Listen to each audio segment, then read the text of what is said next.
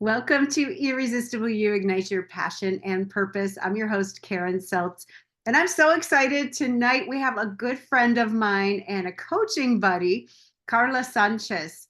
And she is a management professional with more than 10 years in corporate America who's turned into a spiritual mentor and life coach. She got to follow her passion and stop talking about productivity to her team and start talking to people about fulfillment, purpose, and happiness. She has helped hundreds of people go beyond what they thought was possible and create fulfilling lives that they now get to enjoy to the fullest. She uses coaching, mentoring, and spiritual practices to help her clients let go of limiting beliefs and step into new possibilities for themselves. Welcome, Carla. Hi, Karen. I am so happy to be here and with your community. I'm just really excited about this.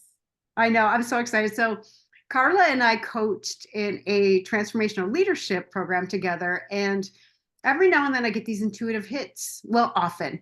So I followed this one. I'm like, reach out to Carla. I'm like, really? I haven't talked to her in a year. And so I just called her and we had the most, I don't know, it was an expansive, juicy, loving conversation. I'm like, you got to be on my show. So she said, what'd you say, Carla? Well, I really think that what the juicy part started to come when, because I've been doing this coaching thing for a while. And what I started to say to you is, what I realized that was missing is that higher power part. We talk about coaching a lot and mindset and all that, but the part that was missing for me was the higher power, and in my case is God. We talked a little bit about addiction. We talked a little bit about mindset and limiting beliefs. But I really think that for me, at least in this stage of my life and my coaching process, um, what I learned is without that higher power, uh, without it, any coaching then becomes kind of flimsy because it Mm, really it it's so funny because when I talk about my higher power, I also talk about the ego. For me, the higher power is in one side. The ego is that part of my mind that does whatever it wants to do, right? And when we talk about addiction, sometimes, or most of the time, it's just because I take these behaviors that make me avoid what I'm feeling because I am empty inside. The only way that I'm gonna make myself full is not by getting stuff or and no, even a lot of when I was younger, I used to think, well, when I find love, when I find love for myself or when I find love for others, and when I'm with the right person and the right people and the right job, then I will feel fulfilled. And none of that gave it for me. I had the job, I had the husband, I had the kids, I had everything. And no, it was not enough. So what I saw was that part that was missing, it was my higher power. And I say my higher power because for me is God. However, what I've learned is that everybody gets to find that higher power and gets to name it the way that they will name it because it's something very personal and individual. And that's where the fulfillment comes from, at least for me. And that's what I teach, that's what I coach about. Yeah. yeah, that's so beautiful and so true. I know I've done some 12 step and we call it like the God sized hole that we're trying to fill with whatever our addiction is. Now, one of the first things I noticed, now I talked to Carla on the phone, but I haven't seen her in, I don't know, probably a couple years, really. I'm like, oh my gosh, Carla, you're so skinny. And she said she released 80 pounds. And 80. she started to tell me how. And I'm like, hold on, wait, wait, wait. I want to do it on the air. So tell us, what was the missing piece? Well, and we have been coaching, and by the time that we coach together, I've coached before several times, and I coach. And when we're talking about coaching, I coach in my personal uh, business. I am a coach. However, what we were coaching is another kind of program where we coach together and we coach leaders um, to become their next best thing, I will say. And I love the process and I love the format, how we did it. But I kept being in that I will say space because I could see how fast it worked. What I love about that kind of container, we used to call it container, is that is it feels like a pressure cooker. You know, somehow you get the most in the least time. And I kept doing it because I knew something was missing. And it was not about the weight. It was not about the weight. It was not about the food. Why? Because I've learned to diet. I learned to lose the weight. And I lose the weight and I didn't feel any different. I lose the weight and my life was the same. So it was not the weight. I knew it was not the weight. Of course, what will happen is I will lose the weight and then I will just gain it again, right? But the weight was just a symptom. That's what I was able to see. Through the process and asking myself two things that I saw that was missing. First, connection. And it's very interesting because you have coached with me. Most people, even the leaders in the process or in the coaching business that we were supporting at that time, they would come to me and say, I don't understand because you keep saying that you are disconnected, but I see you so connected to the people that you help. And I go, I know, but I'm not connected with me.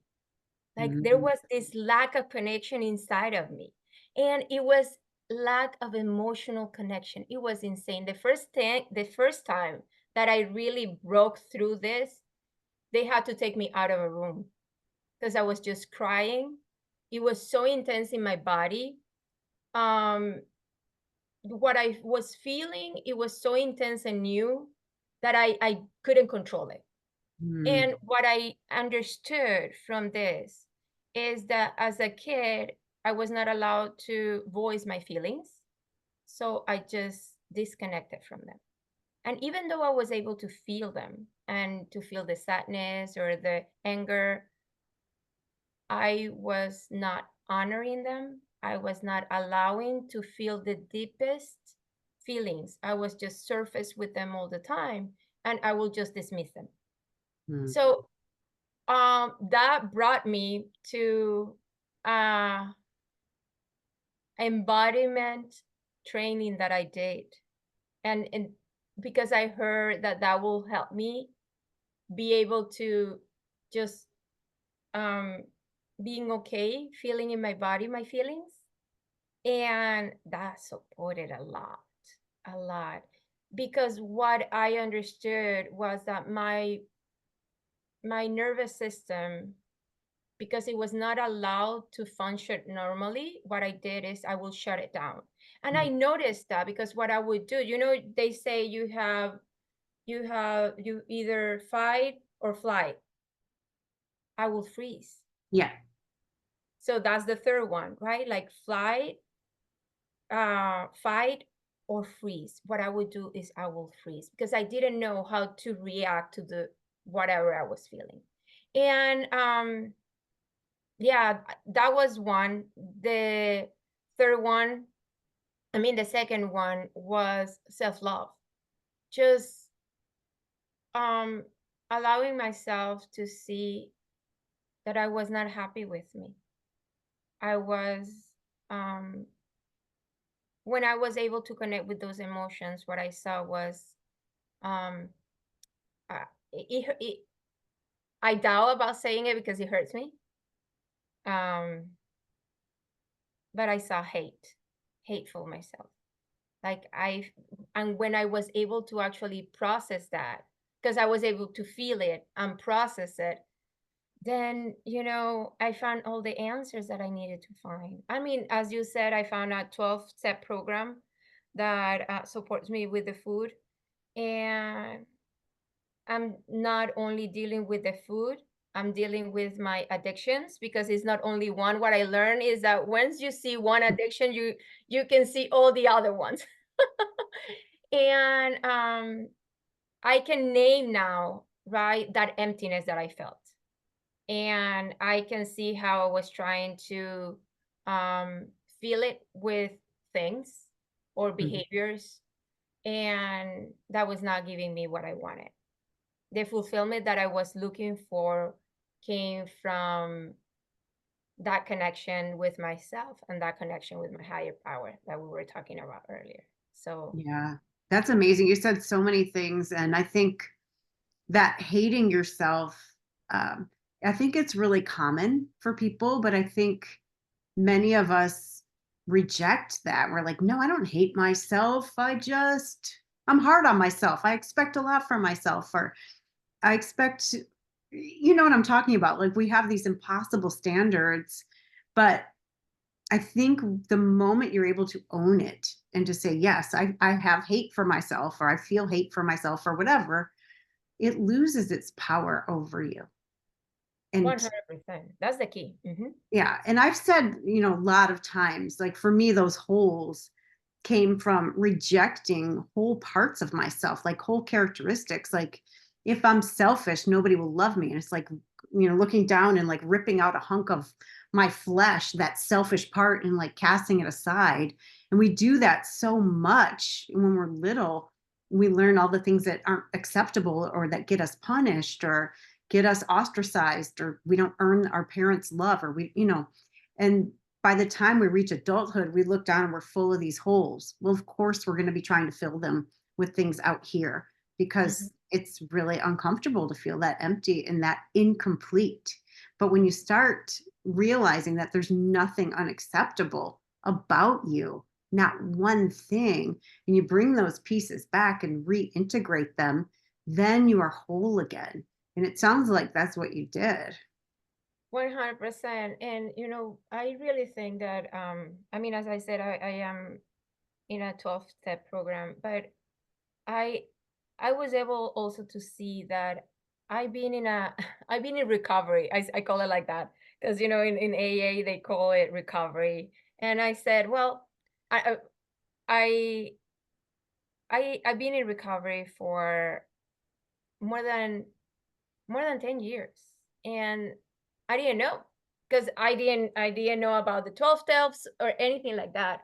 But my first addiction, and this is my experience, I realized that that was because the negativity in me was so big. Like, and I was addicted. I was obsessed with those negative thoughts in my head all the time. I was suffering from depression and I was suffering from anxiety.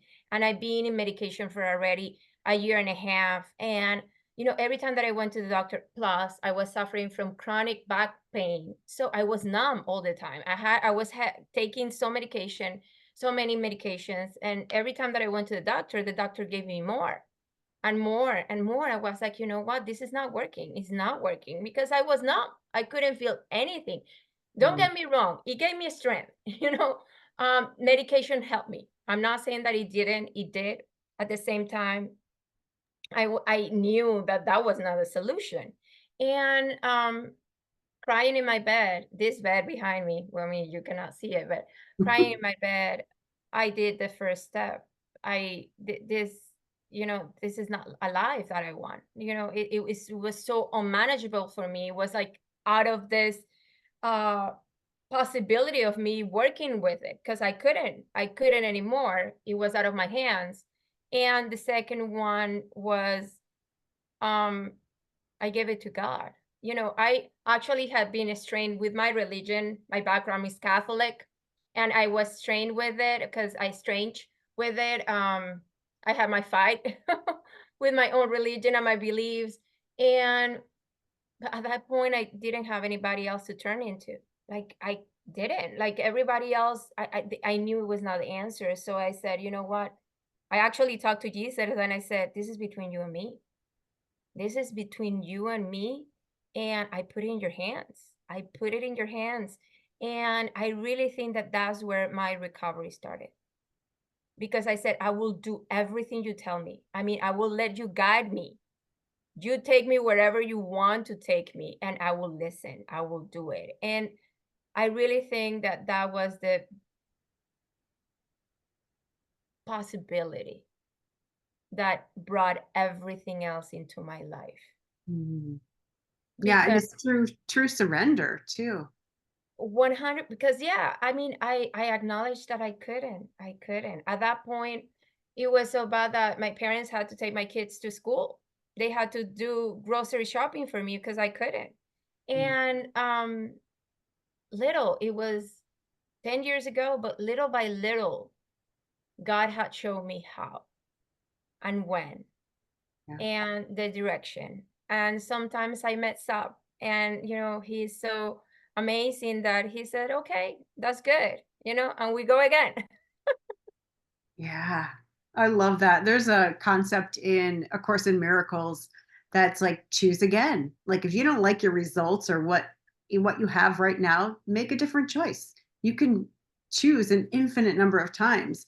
Like there are no mistakes in God's world. Like every single thing that you choose will be used for you. Like whatever results you create, whatever happens in every situation, and I choose to look at it that way, like this is for me. And when I'm feeling like a victim, which I still do, I'm human, I'll be like, okay, I know I'm not a victim, I know that's not possible, show me, because I don't see it right now, God, show me how this is for me. And something happened, something miraculous. I'm like, okay. I never would have seen it if I hadn't have asked and been open to it. And it's so beautiful what you say, because actually God took me to read Return to Love. I don't know. It Mm, just landed in my hands. Somebody gave it to me. It landed in my hand, and God said to me, read it. I heard it, read it. And that book took me to read A Curse of Miracles. And it's so beautiful that you're saying that, because the crazy part about this 12-step program that I'm doing right now is that the first week I was able to see that I had a choice.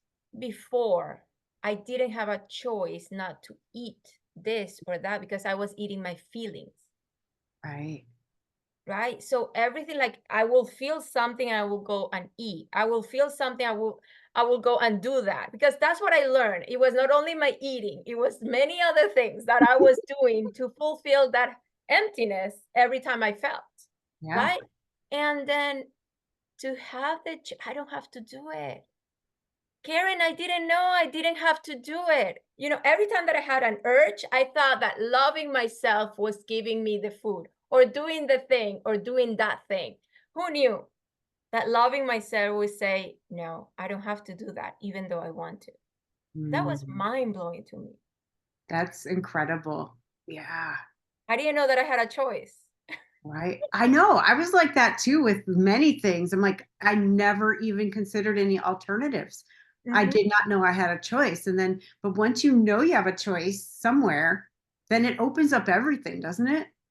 And that's the beauty of it. So when you were talking about that, that the Course of Miracles says is yes, I can have a choice, but step number one is be able to see it, right? Because if my choice, see, if the choice is not there, then how can I choose it? That was what really was mind blowing to me, and that's why limited beliefs really put us in a box, and the box has bars. And we cannot escape the bars or the box or anything, right? And we think it's just, oh, it's a limited belief. No, we don't even see beyond that possibility. Right. So having the possibility is having the choice of something new.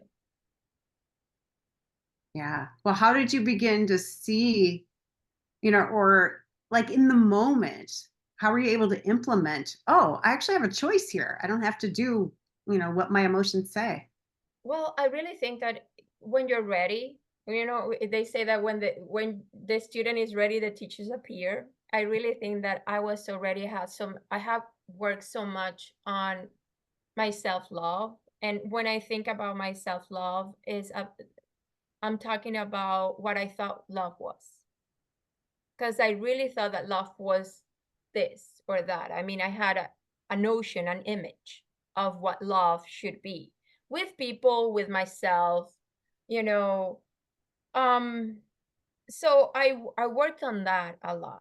And when I came into the program, and the first thing that they told me was, well, you know, you don't eat between meals. And I swear to God, Karen, I asked this, can I do that? like it was again, it was not even an option. Can I actually not eat? Because they give you 3 meals and you can just eat 3 meals. And I was like, can I do that? I don't have to eat in between anything? And they were like, no. And that was, for me, was insane, Karen. Wow. Like So you never even considered it? no, that's exactly my point. It was not Yeah. even an option. Why? Because my feelings happen between meals too. Okay, well, that makes sense. So suddenly, again, if I was in a diet, I wouldn't eat. But we're talking here is not a diet; it's a way of life. So Right. suddenly, I knew that I didn't need to eat every time that I felt something. Every time that I felt something, or I didn't feel okay, or I feel sad, or something I don't like, because before I will eat about everything. Right. So I would love for you to define self-love because some people are like, oh, I'm going to get a mani-pedi. So I would love to hear your definition of self-love. Self love is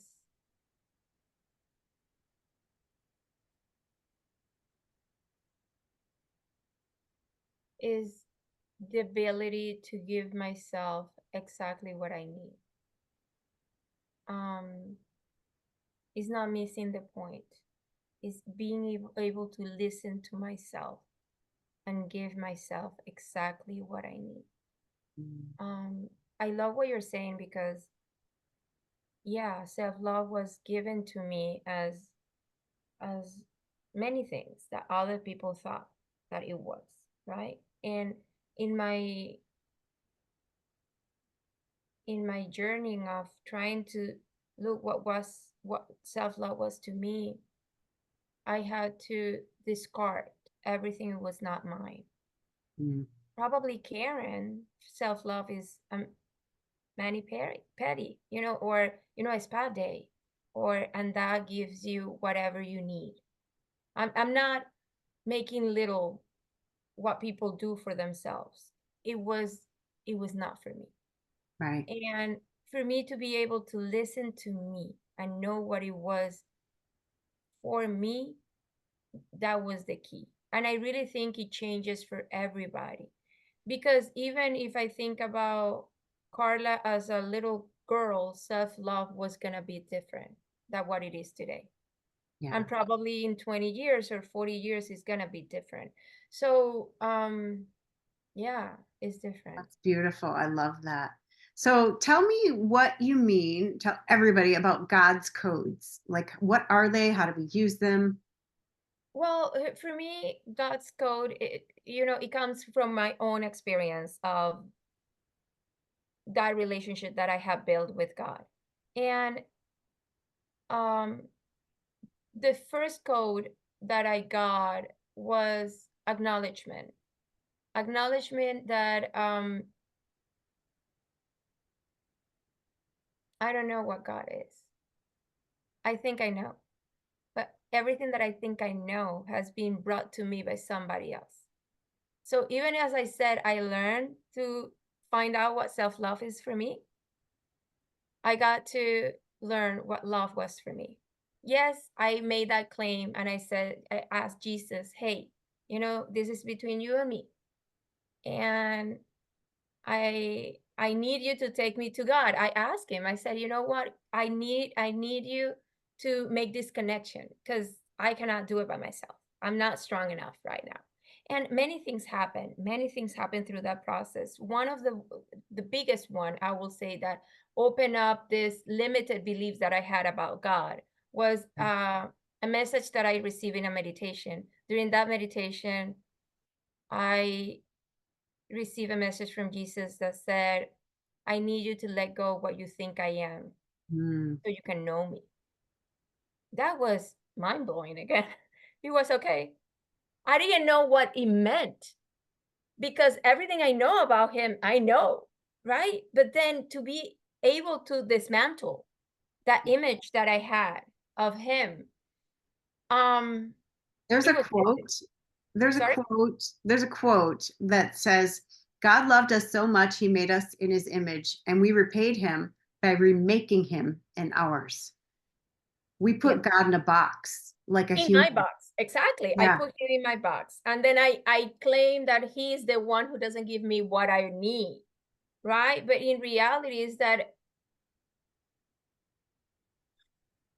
and this is why that statement was so powerful. I had so much fear in me. Even that statement brought so much fear, because if I let go of what I think I know about him, everything that I thought was, well, then everything is wrong, because everything that I know about him is the right thing. It is the right. I mean, I'm going to talk about faith right now, religion, right? Like, when I stand in the right religion, then everything else is bad.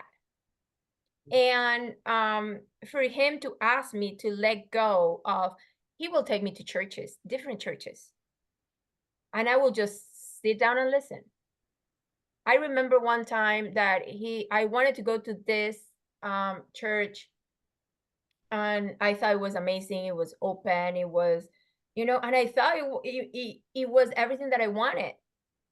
And he said to me, he was very specific. I had to look for this word in the dictionary, because he said, no, don't go there, because they're moralists. And I was like, what do you mean? I mean, I had to go to the dictionary because I really wanted to understand. And what I understood at that point from that message was that is people to use, they use morality to condemn other people. So they may seem really open, Mhm. but at the same time, and it hurt me. It hurt me in a way. Why? Because I have this image of what openness is, right? And so the process has been truly about dismantling not only what I think about him, but what I think about myself too. Because if I am the son of God, I mean, and now that I am Jesus, the son of God, but God made me. I am the daughter of God too, right? Then how do I claim my place if I don't know who I am? I don't know who my father is. So this process of just dissolving everything I think I know about him has allowed me to know who I am and to claim it Mm. in power. Yeah. I love that so much. Yeah, I say that too. I have neighbors that are Christians, and I'm open to everything, and they're like, "You believe in God, but you're not a Christian." And I'm like, I said, "I believe that Jesus is the Son of God, and I believe that I am, and I believe that you are." And even in the Bible, it says, "You'll do miracles greater than I will." It says we are imbued with God's power. We all have it Yeah. because we are gods in the flesh. Yeah. Yeah. And that's the beauty of it, right? Like, and I love this about the Course of Miracles too, because he claims is like not. I love to be special, by the way, Karen. I'm saying this because that was one Oh, of my things. You know, I want to be special. And I will tell my husband. You know what? I married my husband because he made me feel special. That was it. So, but the Curse of Miracles says that they're not a special son of God. Like we're not special because right. all of us are special. I didn't like that. Oh, yeah. That's a tough one. And then, talking about special relationships, but we won't go there. Yeah. So tell us more about these codes and how we use them. And well, the first one is surrender. I really think that the first one, I mean the second one, because the first one is the acknowledgement that God um is there, but is not what I think it is. And whatever it is, I just, you know, open your mind, or open the box that you have made about God. Mm. Um, I've always said, again, in the Bible, they talk about the images, right? Like God came and said, don't make images, don't adore images. But that's what we do. We create an image in my head. It's not about the image outside of me. It's not about the image that I'm seeing here. It's about the image that I have in my head. When I do have an image, X, Y, or C, then I think it's real. Mm. And it limits God. Those images exactly, but limit. I am limiting him. He's not Right. limited. I am limited, Right.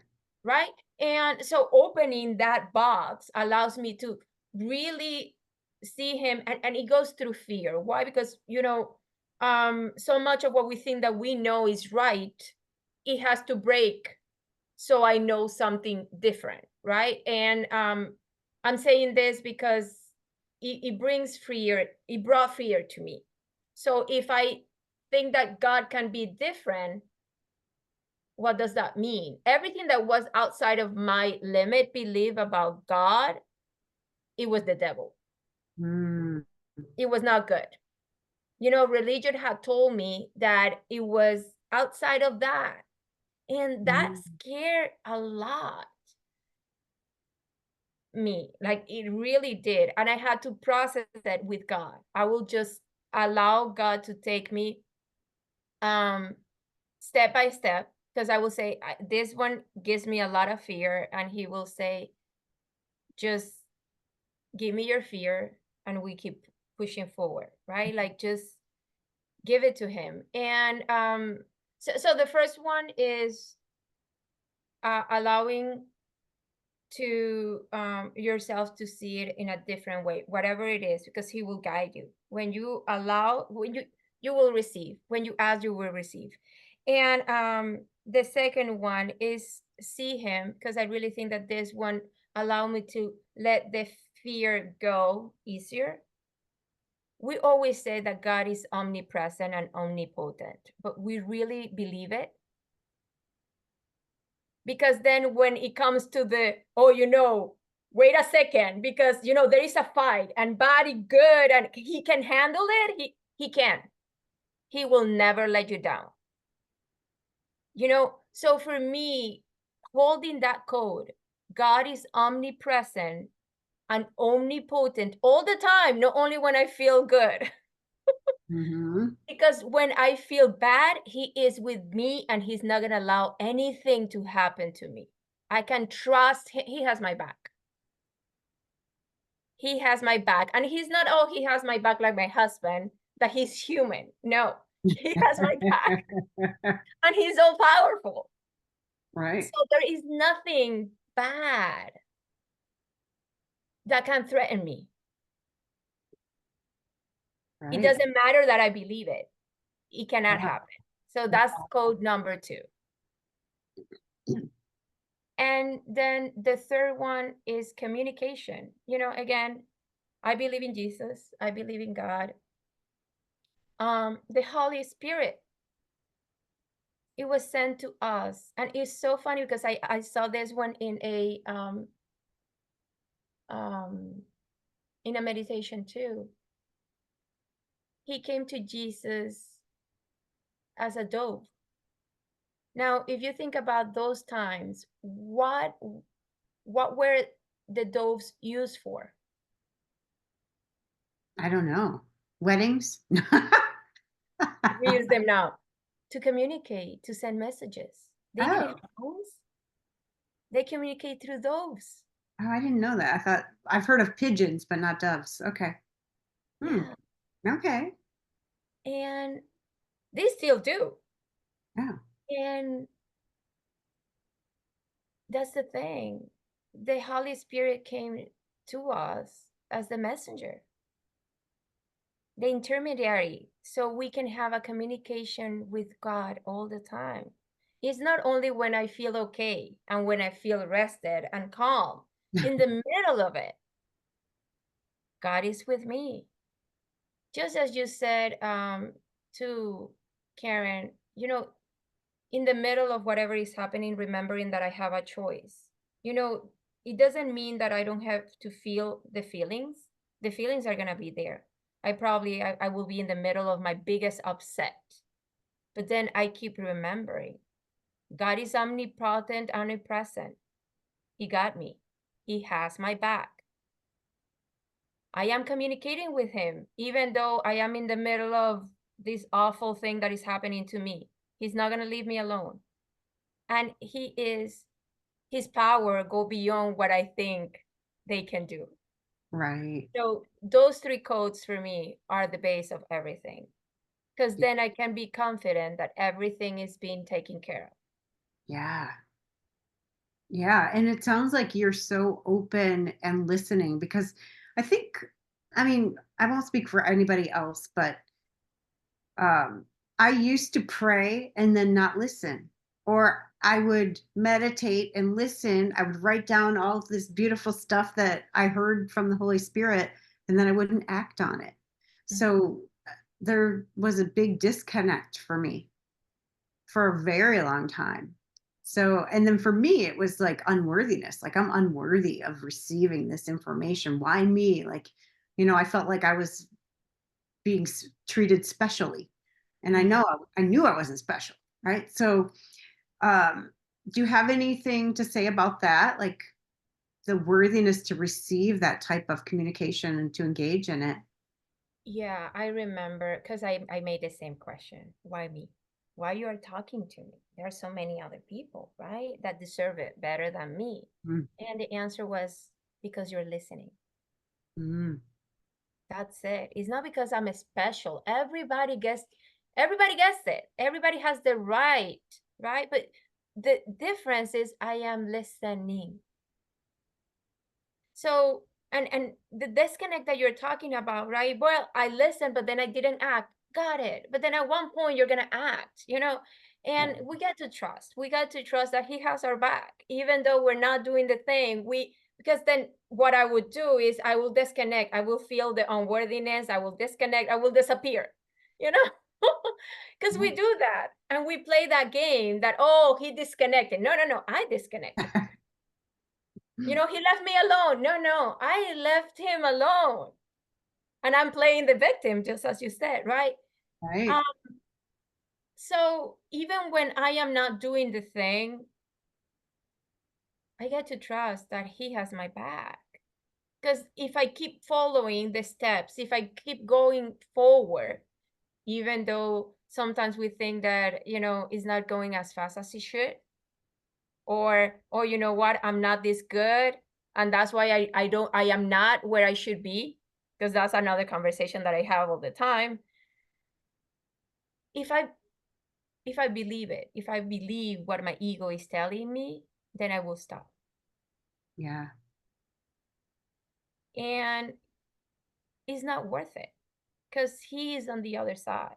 He's always holding my hand. He's always with me. So we keep going, and one day we're gonna get it. We're gonna take the action, or not being scared, or whatever it is. But it is through the process of holding the hand. I will use this because I really love being able to hold his hand while I'm going through what I don't want to go through because I don't like it. uh, that he can guide me to the right spot in the right moment where that reality is going to change for me. Beautiful. This was amazing. I love it so much. I would love to know how people can find you and how you actually help people or how you work with them. Got it. So they can find me in Instagram, Carla Sanchez Griborio, and in Facebook, Carla Sanchez. And I work with people coaching one-on-one, coaching in groups. And also I do, this is for life coaching. I do a spiritual coaching too. And I do Course of Miracles hour every week Oh, on Wednesdays. And I forgot to mention this to you, but yeah, on Wednesday. And that is something that for me has been so supportive. I started listening to other people, and then I started my own community, just because it it gives me so much joy to be able to give this to other people too, this connection with their higher power. oh, that's so beautiful. I did not know that. Well, I'm going to come sometime. Beautiful. Well, thank you so much for being here, Carla. This was amazing. And thank you so much for watching Irresistible You Ignite Your Passion and Purpose. We'll see you right here next week. Mwah. Bye bye.